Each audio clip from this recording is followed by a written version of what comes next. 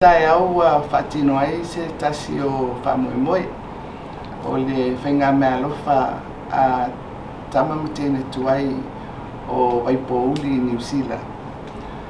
mo le tatou Iunivesite o Samoa ua mawhatasi ma le sunga ia Aiono ia le fionga i le li Pule Sili o le tatou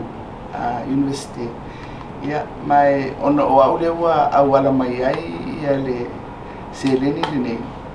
ila o whainga malanga talu ai i New Zealand ia o le ua whaatini whamoemoe o le whaalapu tonga o Alii i Tamaitai TUAI o le Kolisi Vaipouli ia lau sunga Aiono o te fiafia e whao atu ia le mea alofa ai lātou e pe ona talanoina ia e langolango ai fo i le whamoemoe o le Iunivesite ia ai mai se mo nisi e maua vanoa a onga i le tatou Iunivesite i le lala i se vai e tauala atu i se sikolasipi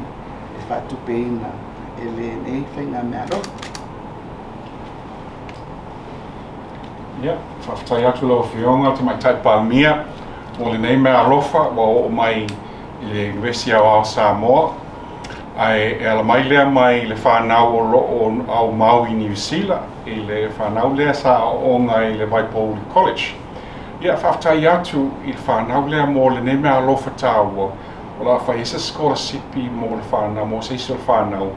mai le motu tele i sa la whaia o ngai tono le tatou Universite i le tatou campus i sa vai. Ia whaftai lava mo mea alofa.